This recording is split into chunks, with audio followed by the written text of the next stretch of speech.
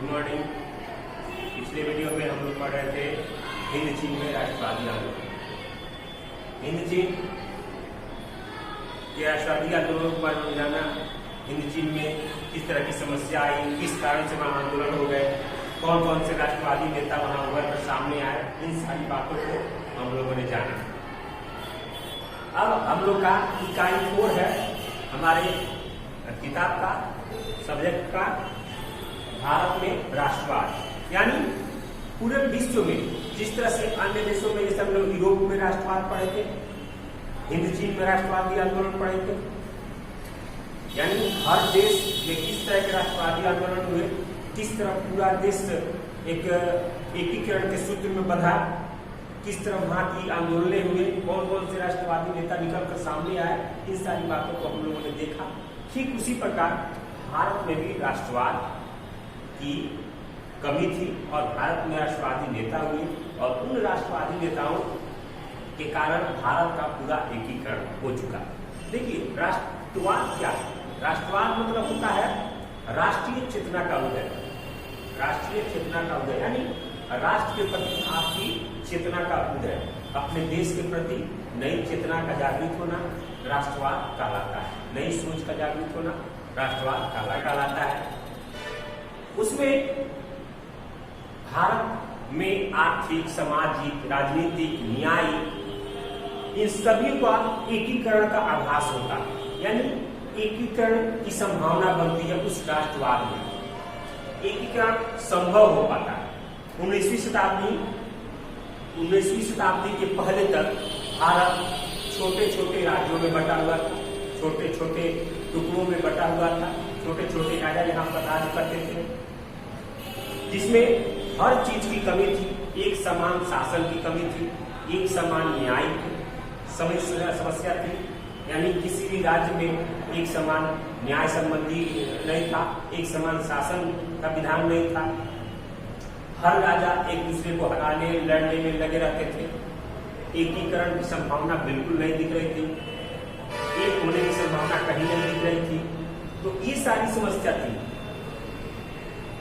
राष्ट्रीयता में कमी आई, उसका अनुभव हुई और यही कारण था कि हमारे देश में अंग्रेजों ने आकर यहाँ पर राज किया और अंग्रेजों के शासन के कारण ही हमारे देशों में राष्ट्रवाद की भावना जागृत हुई, यानी राष्ट्रवाद की भावना पनपने लगी। और यहाँ भी कई सारे ऐसे राष्ट्रवादी नेता हुए जिन्होंने राष्ट्रीय आंदोलनों में भाग लेकर राष्ट्रीय आंदोलनों का नेतृत्व करके इस पूरे भारत को एक एकीकरण के सूत्र में बांध सके। और यही राष्ट्रवाद, इसी राष्ट्रवाद को स्वतंत्रता का संग्राम कर सकते हैं या उसकी अभिव्यक्ति कर सकते हैं। स्वतंत्रता संग्राम राष्ट्रवाद का देन है।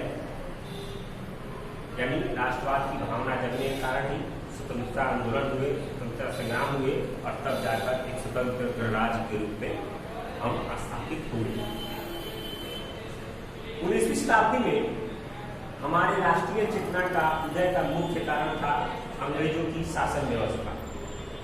यानी अंग्रेज जिस प्रकार की शासन कर रहे थे, ब्रिटिश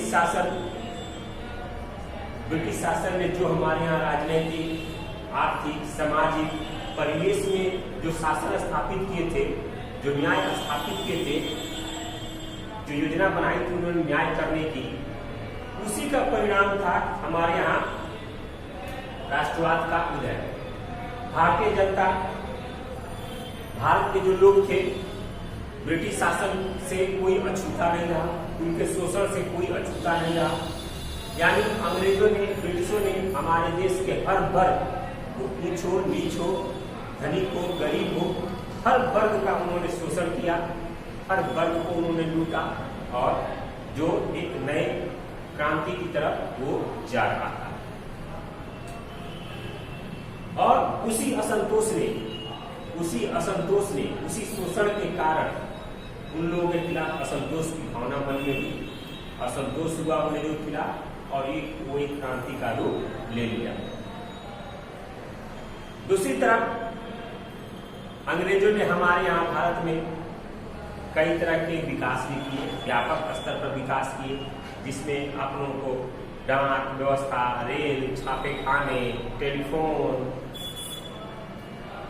इसके बाद कई तरह की प्रशासनिक व्यवस्था, इस तरह की उन्होंने विकास भी किए। लेकिन वो विकास, हालांकि वो विकास अपने लिए कर रहे थे, अपने शासन को चलाने के लिए कर रहे थे, लेकिन वो विकास आज हमारे यहाँ भारत में विकास के रूप में देखा जाता है। यानी कहा जाता है कि भारत ने इतना विकास कर लिया। तो इस तरह की विकास भी हुए, लेकिन इन सभी विकासों का राष्ट्रीय चेतना जगने में महत्वपूर्ण सहायक साबित हुई। यानी राष्ट्रीय चेतना के उदय में ये सारी विकास जो थे वो कहीं ना कहीं सहायता कर दी थी उन्होंने, और सहायक सिद्ध हुआ था राष्ट्रीय विकास में या राष्ट्रीय चेतना के उदय में।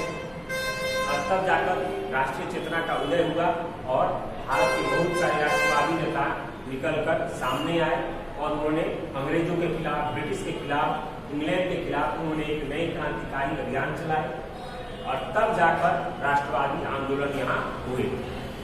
और उन्हीं राष्ट्रवादी आंदोलनों की देन थी कि भारत एक संपूर्ण, भारत का पूरी तरह एकीकरण हो चुका। जो छोटे छोटे राज्यों में बटा हुआ था भारत, उसका एकीकरण करके पूरे एक भारत का नक्शा सामने आया। पूरा एक भारत गणराज्य स्थापित हुआ और सभी वहाँ पर एकीकरण हो चुका। और आज हम गणतंत्र कराते हैं। आज भारत विश्व के सबसे बड़े लोकतंत्रों में से एक है।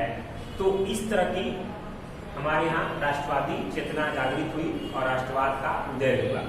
शोषण के खिलाफ धीरे धीरे असंतोष की भावना जन्मने लगी और उन्होंने धीरे धीरे राष्ट्रवाद की भावना का विकास किया और राष्ट्रवादी नेताओं के नेतृत्व में यहाँ आंदोलन शुरू हुए और राष्ट्र का, पूरे भारत का एकीकरण संभव हो चुका।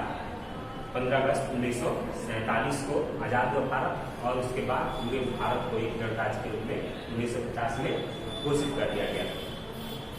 इस उदय के, इस राष्ट्रवाद के उदय के बहुत सारे कारण थे। इस राष्ट्रवाद के उदय के बहुत सारे कारण थे। राजनीतिक कारण थे, आर्थिक कारण थे, सामाजिक कारण थे और भी बहुत सारे ऐसे कारण थे जिन्होंने राष्ट्रवाद को जगाने में महत्वपूर्ण भूमिका निभाई। इसको हम लोग अगले वीडियो में पढ़ेंगे, अगले चैप्टर में पढ़ेंगे, अगले टॉपिक में पढ़ेंगे, अगले वीडियो में पढ़ेंगे कि इसके क्या क्या कारण थे। आज के लिए, आज के वीडियो में इतना ही। इसकी भूमिका के बारे में आप लोगों को मैंने बताया कि राष्ट्रवाद क्या होता है, भारतीय राष्ट्रवाद की क्या स्थिति रही होगी। आगे हम इसके हर पार्ट के बारे में पढ़ेंगे कि कैसी कैसी राष्ट्रवादी आंदोलन हुए, क्या क्या कारण थे, क्या क्या प्रभाव हुए, क्या परिणाम हुए।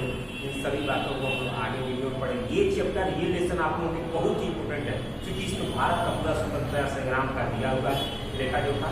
तो इसलिए इस चैप्टर को पढ़ना आपके लिए बहुत ही जरूरी है और आवश्यक है। अगले वीडियो में अगले टॉपिक के साथ मिलेंगे। धन्यवाद।